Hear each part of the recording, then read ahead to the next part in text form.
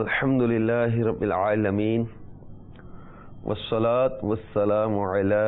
سید المرسلین اما بعد فاعوذ باللہ من الشیطان الرجیم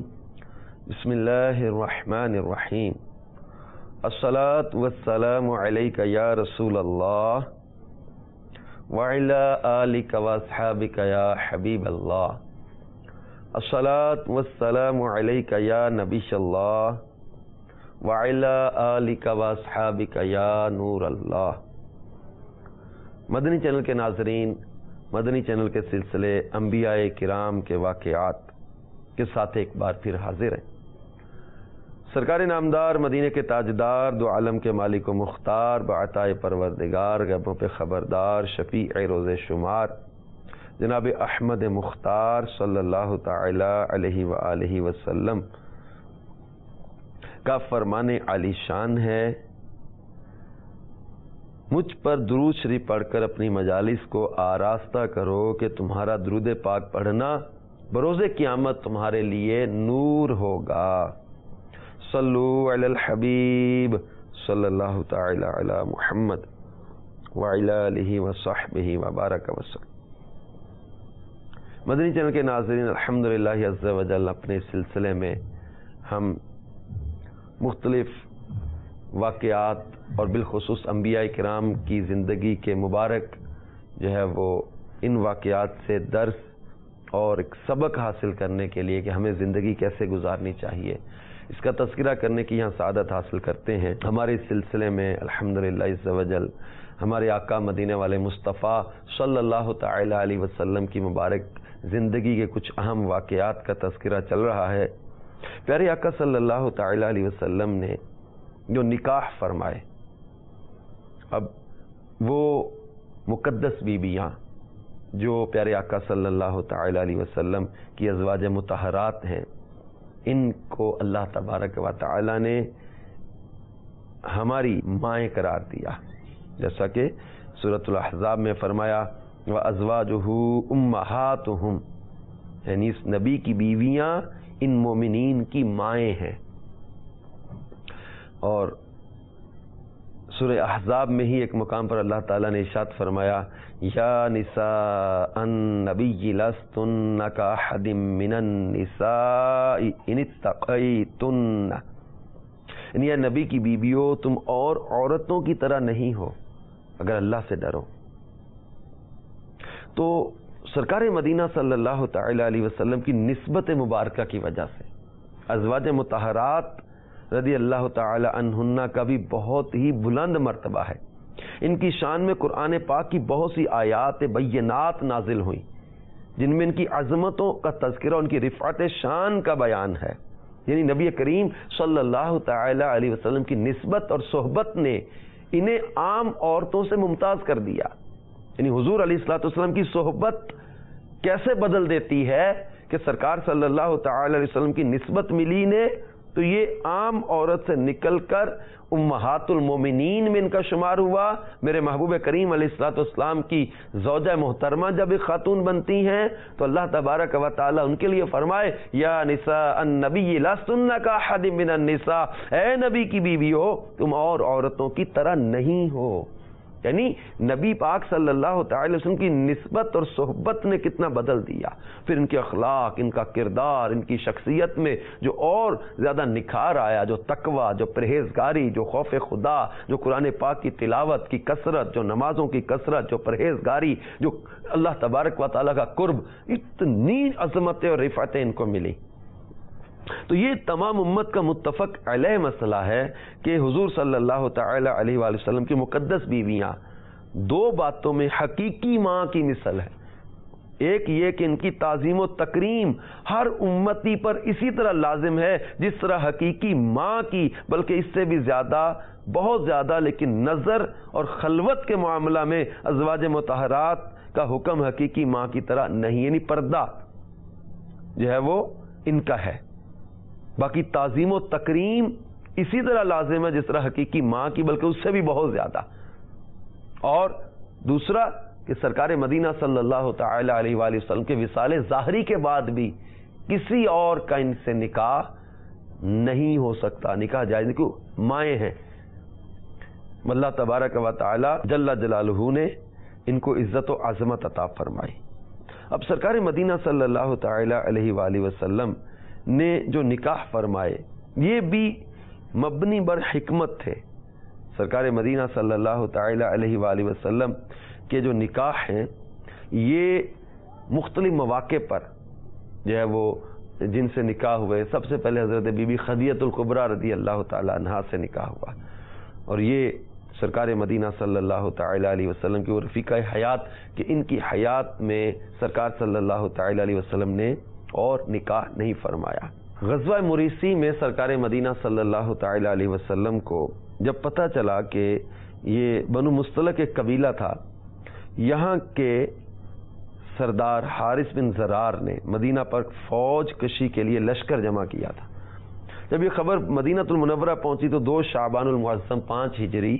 سرکار مدینہ صلی اللہ تعالی علیہ وسلم مدینہ پر حضرت زید بن حارثہ کو اپنا خلیفہ بنا کر لشکر کے ساتھ روانہ ہوئے۔ جب حارث بن زرار کو آپ کی تشریف آوری کی خبر ہو گئی تو اس پر ایسی دہشت سوار ہو گئی کہ وہ اور اس کی فوج بھاگ کر منتشر ہو گئی، مگر خود مریسی کے باشندوں نے لشکر اسلام کا سامنا کیا اور جم کر مسلمانوں پر تیر برسانے لگے، لیکن جب مسلمانوں نے ایک ساتھ مل کر حملہ کر دیا تو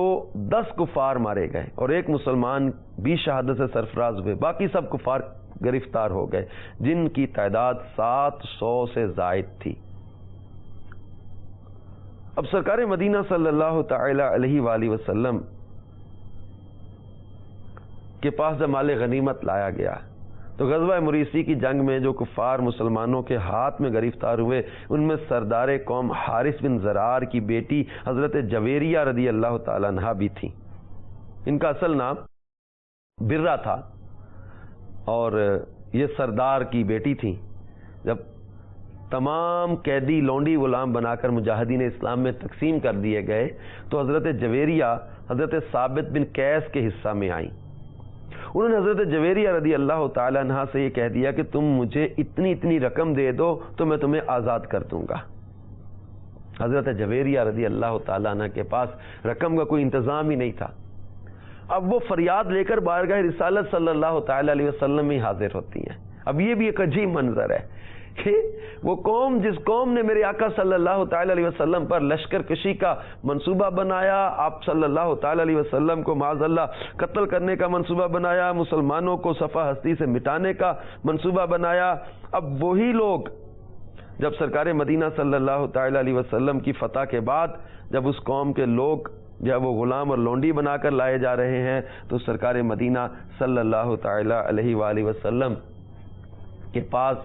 اسی قبیلے کے سردار کی بیٹی فریاد لے کے آتی ہے۔ اب بارگاہ رسالت میں حضرت جویریہ نے کہا کہ میں اپنے قبیلے کے سردار اعظم حارث بن ابو زرار کی بیٹی ہوں اور میں نے کلمہ پڑھ کے اسلام قبول کر لیا ہے۔ ثابت بن قیس نے مجھے مکاتبہ بنا دیا ہے، مگر میرے پاس اتنی رقم نہیں ہے کہ میں بدلے کتابت ادا کر کے آزاد ہو جاؤں۔ یعنی انہوں نے کہا کہ آپ رقم دے دو، قیمت دے کے آزاد ہو جاؤ، میرے پاس قیمت نہیں ہے، میں آزاد کیسے ہو جاؤں؟ میری آپ مالی مدد فرمائیں کیونکہ میرا تمام خاندان اس جنگ میں گرفتار ہو چکا ہے، وہ قیدی ہیں سارے میرے خاندان کے لوگ، اور ہمارے تمام مال و سامان مسلمانوں کے ہاتھوں میں مال غنیمت بن چکے ہیں، میں اس وقت بالکل مفلسی اور بے کسی کے عالم میں ہوں۔ تو سرکار مدینہ صلی اللہ تعالی علیہ وسلم کو ان کی فریاد سن کر ان پر رحم آ گیا۔ سرکار صلی اللہ تعالی علیہ وسلم کا دریائے رحمت جوش میں آیا، ارشاد فرمایا اگر میں اس سے بہتر سلوک تمہارے ساتھ کروں تو کیا تم اس کو منظور کر لو گی؟ انہوں نے پوچھا یا رسول اللہ صلی اللہ علیہ وسلم آپ میرے ساتھ اس سے بہتر سلوک کیا فرمائیں گے؟ میری مالی مدد کر دیں تاکہ میں آزاد ہو جاؤں۔ آپ نے فرمایا میں یہ چاہتا ہوں کہ تمہارے بدلے کتابت کی تمام رقم میں خود تمہاری طرف سے ادا کر دوں، پھر تم کو آزاد کر کے میں خود تم سے نکاح کر لوں تاکہ تمہارا خاندانی اعزاز و وقار برقرار رہ جائے۔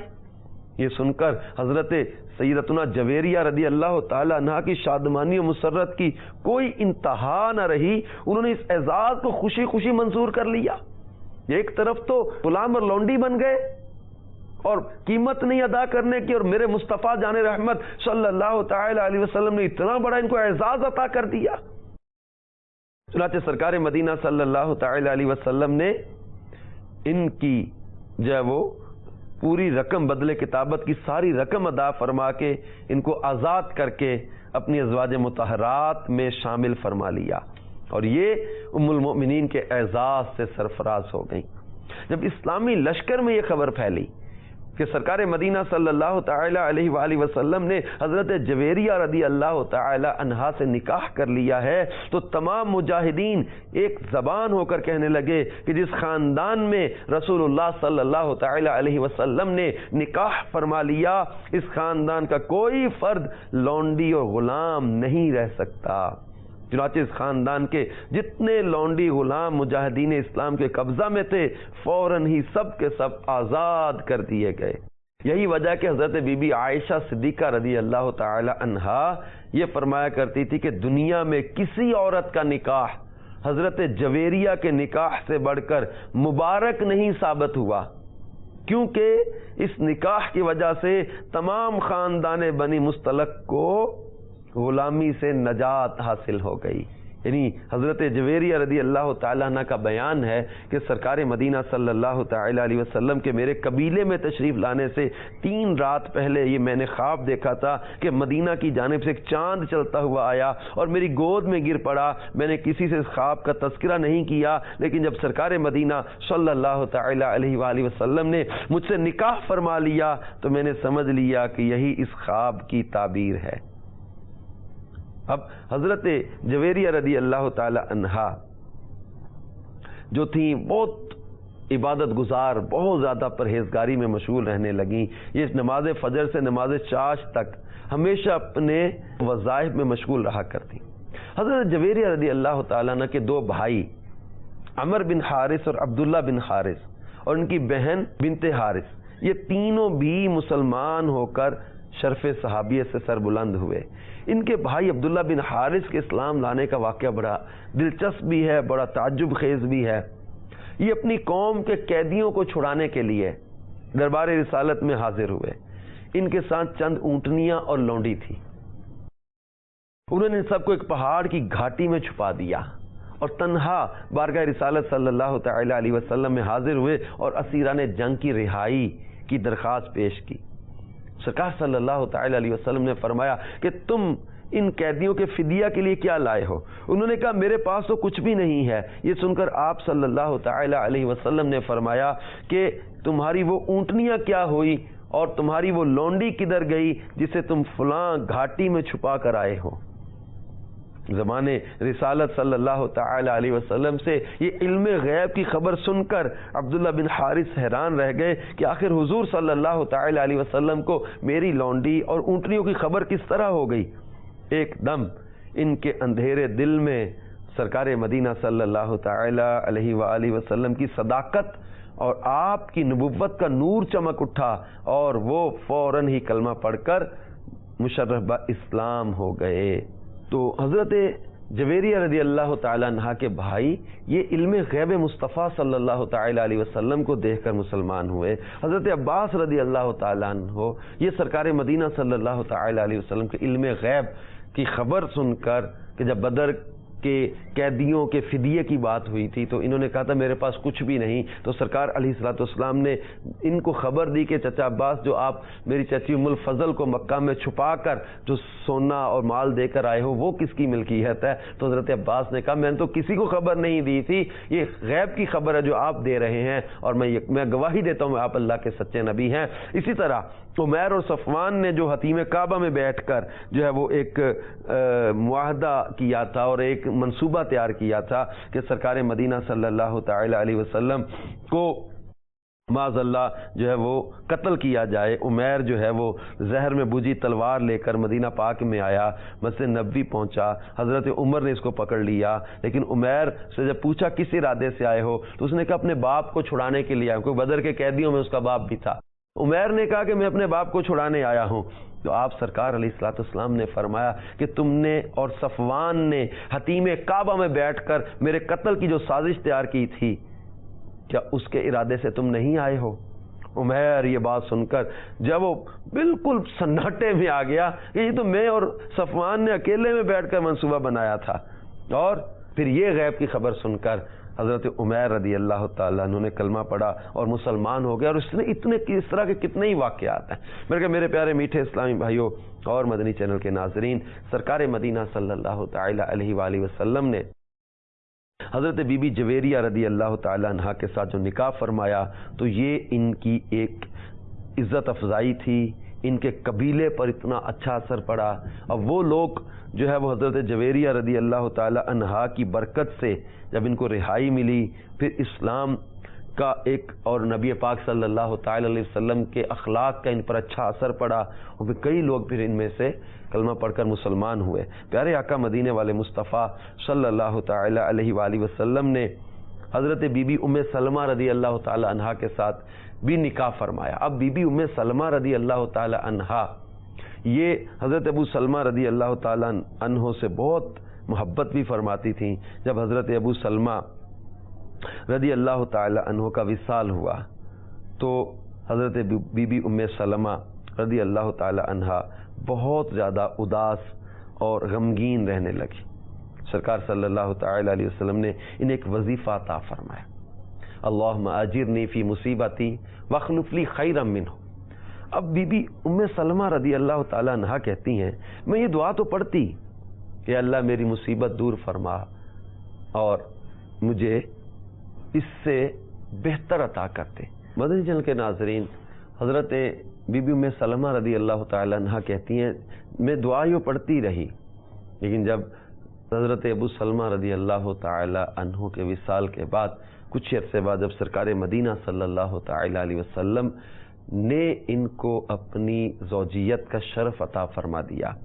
ان کے بچے بھی تھے لیکن میرے آقا علیہ الصلوۃ والسلام نے ان کو سہارا دیا. اب سرکار مدینہ صلی اللہ تعالی علیہ وسلم کے مبارک نکاح جو ہیں ان کی حکمتیں اور ان کی جو ہے وہ برکتیں یہ اتنی زیادہ ہیں کہ سیرت نگاروں نے اس کے اوپر کافی تفصیلی جو ہے وہ کلام کیا ہے کہ جب نبی کریم صلی اللہ تعالی علیہ وسلم کا حضرت بی بی زینب سے نکاح ہوتا ہے، حضرت میمونہ رضی اللہ تعالیٰ عنہ سے نکاح ہوتا ہے، بی بی عائشہ صدیقہ رضی اللہ تعالیٰ عنہ سے جو نکاح فرمایا. اب یہ نکاح جو تھے میرے آقا صلی اللہ تعالی علیہ وسلم کے یہ مبنی بر حکمت تھے. اللہ تبارک و تعالی جل جلالہ کے حبیب صلی اللہ تعالی علیہ وسلم نے جو ہے وہ ان کی خیر خواہی فرمائی. کسی حضرت بی بی عائشہ صدیقہ کے علاوہ جتنی ازواج مطہرات امہات المومنین بیوہ تھیں یا غمگین یا پریشانی کے عالم میں، میرے آقا صلی اللہ تعالی علیہ وسلم کو سہارا دیا، ان کی دلجوئی فرمائی. حضرت سیدتنا بی بی میمونہ رضی اللہ تعالی عنہا ان کے ساتھ پیارے آقا صلی اللہ تعالی علیہ وسلم نے جو نکاح فرمایا. حضرت بی بی صفیہ رضی اللہ تعالی عنہا یہ بھی یہودیوں کے قبیلہ بنو نذیر کے سردار اعظم حی بن اخطب کی بیٹی تھی. اب حضرت صفیہ رضی اللہ تعالی عنہا جب خیبر کی جنگ میں مسلمانوں نے خیبر کو فتح کر لیا تو ہر ایک جو ہے وہ مجاہد کے حصے میں غلام و لونڈی آئے، تو حضرت صفیہ رضی اللہ تعالی عنہا کو حضرت دحیہ کلبی نے لیا. میرے صحابی نے عرض کی کہ یا رسول اللہ صلی اللہ علیہ وسلم حضرت صفیہ بنو قریظہ اور بنو نذیر کی شہزادی ہیں، ان کے خاندانی اعزاز کا تقاضا ہے آپ ان کو اپنی ازواج مطہرات میں شامل فرما لیں. چنانچہ آپ نے ان کو حضرت دحیہ کلبی سے لے لیا، ان کے بدلے میں انہیں ایک دوسری لونڈی عطا فرما دی. پھر حضرت صفیہ رضی اللہ تعالی عنہا کو آزاد فرما کر ان سے نکاح فرما لیا، اور جنگ خیبر سے واپسی پر 3 دن تک منزل صحبہ میں ان کو جو ہے وہ اپنی قربت سے سرفراز فرمایا اور دعوت ولیمہ میں کھجور، گھی، پنیر کا مالیدہ صحابہ کرام کو کھلایا. اب سرکار مدینہ صلی اللہ تعالی علیہ وسلم حضرت بی بی صفیہ رضی اللہ تعالی عنہا پر خصوصی توجہ انتہائی کریمانہ عنایت فرماتی تھی. تو سرکار مدینہ صلی اللہ تعالی علیہ وسلم نے حضرت صفیہ رضی اللہ تعالی عنہا کو وہ اعزاز عطا کیا، کیونکہ یہ بھی خیب جو ہے وہ ان قبیلے کے سردار کی بیٹی تھی. تو سرکار دو عالم صلی اللہ تعالی علیہ وسلم کے نکاح فرمانے سے اب وہ لوگ جو دشمنی کرتے ہیں، لیکن میرے آقا صلی اللہ تعالی علیہ وسلم بجائے اس کے کہ ان لوگوں کو ذلیل و رسوا کریں، پیارے آقا صلی اللہ تعالی علیہ وسلم کی خدمت میں جب ان لوگوں کے غلام اور لونڈی بنا کر لائے جانے والے لوگ ہوتے ہیں تو سردار کی بیٹی کو اپنی زوجیت کا شرف عطا کر کے اعزاز اور مرتبہ عطا کر دیتے ہیں، اور اس سے اس خاندان میں، ان قبیلوں میں جو اسلام کی، مسلمانوں کی، پیارے آقا صلی اللہ تعالی علیہ وسلم کی عزت اور محبت دل میں پیدا ہوتی، پھر وہ لوگ بھی کلمہ پڑھ پڑھ کے مسلمان ہوتے، ان قبیلوں میں اسلام پھیلتا، ان لوگوں کے اندر اسلام کی محبت پیدا ہوتی۔ اور میرے آقا مدینے والے مصطفیٰ صلی اللہ تعالی علیہ وآلہ وسلم نے اپنی ازواج مطہرات کے ساتھ محبت کا، پیار کا برتاؤ رکھا۔ انصاف میرے آقا صلی اللہ تعالی علیہ وسلم نے اس قدر اور محبت، اس قدر اور شفقتیں، عنایتیں، اور سرکار مدینہ صلی اللہ تعالی علیہ وسلم نے فرمایا، جس حدیث کا مفہوم ہے کہ تم میں بہتر وہ ہے جو اپنے گھر والوں کے ساتھ اچھا ہے، اور فرمایا میں اپنے گھر والوں کے ساتھ بہت اچھا ہوں۔ ازواج مطہرات کے ساتھ سرکار صلی اللہ تعالی علیہ وسلم گھر کا کام کرواتے ہیں، ان کی دلجوئی فرماتے ہیں۔ سرکار مدینہ صلی اللہ تعالی علیہ وآلہ وسلم انہیں جو ہے وہ ان کی تربیت بھی فرماتے ہیں، اور سرکار صلی اللہ تعالی علیہ وسلم ان کے ساتھ خوش طبعی بھی فرماتے ہیں، کائنات کے آقا صلی اللہ تعالی علیہ وسلم، لیکن اپنے گھر میں ایک مشفقانہ برتاؤ ہے۔ آج وہ لوگ جو اپنے گھر میں آ کر عورت کو پاؤں کی جوتی سمجھتے، یا عورت کو جو ہے وہ اپنی کنیز سمجھتے، یا عورت پر ڈراپ جماتے، یا اپنی بیوی کو مارتے، ظلم کرتے، زیادتی کرتے، گالیاں دیتے، بدتمیزی کرتے، بد اخلاقی کرتے، طیش میں آ جاتے، ان کو میرے آقا صلی اللہ تعالی علیہ وسلم کی ان اداؤں کو پڑھنا چاہیے کہ آپ گھر میں کام کاج میں ہاتھ بٹاتے، گھر کے کام خود کر لیتے۔ سرکار دو عالم صلی اللہ تعالی علیہ وسلم خوش طبعی فرماتے۔ بی بی عائشہ صدیقہ رضی اللہ تعالی عنہ کے ساتھ ایک سفر میں آپ نے دوڑ لگائی۔ اب بی بی عائشہ صدیقہ کہتی ہیں ایک دفعہ دوڑ میں آگے نکل گئی، پھر ایک دفعہ پھر کچھ عرصہ گزرا، دوبارہ ہم سفر میں تھے، اللہ کے حبیب علیہ الصلوۃ والسلام فرماتے عائشہ دوڑ لگائی۔ اب فرماتی ہیں کہ میں پیچھے رہی تو سرکار صلی اللہ تعالی علیہ وسلم نے فرمایا عائشہ اس دن کی دوڑ کا بدلہ ہو گیا۔ اب یہ ایک انداز یہ امت کو کہ اپنے گھر والوں کے ساتھ کیسا مشفقانہ محبت کا اور کیسا فرینڈلی ماحول ہونا چاہیے۔ ہمارے ہاں ایسا نہیں ہوتا، ہمارے یہاں ایک عجیب قسم کی مردانگی کا کئیوں کو ہوتا ہے کہ میں تو بس عورت کو بالکل پاؤں کی جوتی سمجھ کر زندگی گزاروں، ایسا نہیں ہونا چاہیے۔ ایک اللہ تبارک و تعالی نے ایک محبت اور پیار کا جو ایک انداز دیا ہے، جو ایک میاں بیوی کے حقوق ہیں، ایک دوسرے کی عزت، ایک دوسرے کی قدر، ایک دوسرے کی دلجوئی کرتے ہوئے زندگی چلنا، یہ ایک دوستانہ ماحول میں ہوتا ہے۔ اللہ تبارک و تعالی پیارے آقا صلی اللہ تعالی علیہ وسلم کے اس محبت والے انداز اور حسن اخلاق کو اپنانے کی بھی ہمیں توفیق عطا فرمائے۔ دعوت اسلامی کے مدنی ماحول میں آ جائیں نا، مدنی چینل دیکھیں، مدنی قافلوں میں سفر کریں۔ ایک بڑا پیارا رسالہ لکھا سنت نکاح، اس رسالے کو حاصل کر لیں۔ اس میں بہت پیارے مدنی پھول ہیں، احادیث مبارکہ بھی ہیں، روایات بھی ہیں، ایک شوہر کو کیسا ہونا چاہیے، بیوی کو کیسا ہونا چاہیے۔ اب اس رسالے کو مکتبۃ المدینہ سے حاصل کریں، پڑھیں، بلکہ شادی کے موقع پر یہ تحفہ دینا چاہیے۔ اس سے بہت پیارے مدنی پھول ہیں، ایک دلہن کے لیے، ایک دولہا کے لیے، دلہن دولہا کے گھر والوں کے لیے بہت اہم اور قیمتی مدنی پھول ہیں۔ اللہ تعالیٰ ہمیں ان کو اپنانے کی توفیق بھی عطا فرمائے، بلکہ نیکی کی دعوت کو عام کرنے میں اپنا عملی کردار ادا کریں، دعوت اسلامی کے مدنی قافلوں میں سفر کریں تاکہ ہمارا معاشرہ سنتوں کا، امن کا گہوارہ بنے۔ اللہ تعالیٰ ہم سب کو عمل کی توفیق عطا فرمائے، آمین بجاہ النبی الامین صلی اللہ تعالی علیہ وآلہ وسلم۔